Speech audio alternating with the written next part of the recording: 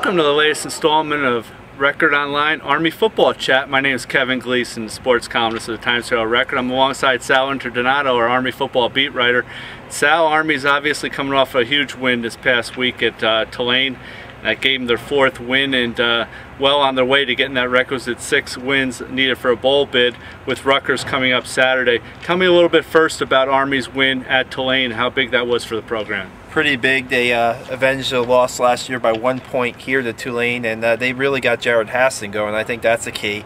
Hassan had been slowed down by back injuries the last by a back spasm the last 2 weeks, and he rushed for 144 yards, career high, and scored a couple touchdowns, and now he seems to be back, and that's only going to help their rushing attack, with Pat Mealy also coming back this week from a knee injury. Pat sat out last week against Tulane. He was dressed but didn't play, so now they're getting rounding into form health-wise, and you look at what they've done, you know, kind of putting pieces together in the backfield for a couple weeks. Now they're going to have their starters and guys who had experience. Why Mealy was on the mend and Hassan was a couple weeks ago wasn't playing too many downs.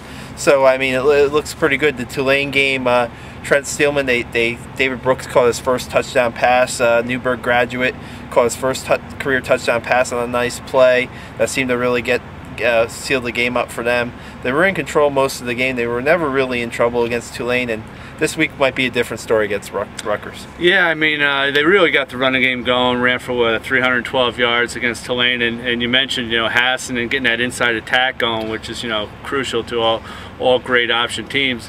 Tell me a little bit about Rutgers, exactly the challenge that they will face Army with. You know, I mean, is it going to be a situation where it's as good a Rutgers team as we've seen the past few years, or do you think Army's kind of as close to their level as probably been in a handful of years? Well, this is a young Rutgers team. I mean, they're experienced on defense. They're kind of young on offense. They're going to start a freshman quarterback, Chase Dodd. He made his first career start last week against Connecticut and did pretty well. He led them on a fourth quarter comeback to win the game by 3 points. And on defense, they are experienced. They fly the ball. They have a lot of speed. They're linebackers. I mean, I was watching tape this morning, and they run blitz a lot. I mean, they're sending like 6 guys in a lot to stop the run, and I think it'll even get even more against Army. I think they'll, I think they'll play eight in the box. I think what's going to be key for Army this week is wide receiver play. They're going to have a lot of one-on-ones against Rutgers cornerbacks, and I think they got to throw the ball early successfully, and then that will maybe get Rutgers. Get a couple guys out of the box for Rutgers to stop their run, and then it'll open up some things. You know, this is not the same Rutgers team as in years past, I don't think. I think it's a little bit, like I said, it's younger.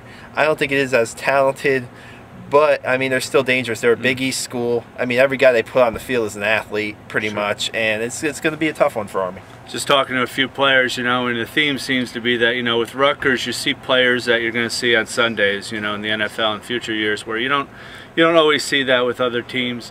And the other thing about Rutgers is that they're always very gifted athletically. I mean, is there something about their athleticism that could pose a danger to Army? Well, they do have 2 or 3, I'll say 3 receivers that can really get downfield and catch the ball.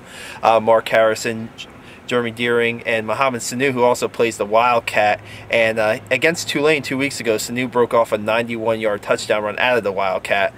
Didn't have that much success last week against UConn, but I'm sure Army's going to see him in the Wildcat, so that's going to present a little bit of a problem for Army. They really haven't faced a team this year that runs the Wildcat a lot this season, and Sanu has that athletic ability where he could break one off, and you never know what he's going to do. He lined up in the Wildcat last week, and he got like a 40-yard pass play out of the backfield to their tailback out of a play-action play. So they're creative. Rutgers is creative, and another thing with Rutgers is special teams. I mean, they always seem to make plays on special teams, especially against Army. I know the last 2 games that they played here at Mikey Stadium, Rutgers had a blocked punt that really helped. Yeah, I mean, the game was Rutgers was probably going to win these games anyway, but the blocked punt certainly gave them momentum. So sure, you know, that's one thing about Rutgers. You know, they just seem to be so athletic, as I mentioned, but also as a Big East team, I think they come into some of these games, you know, fully expecting to win, you know.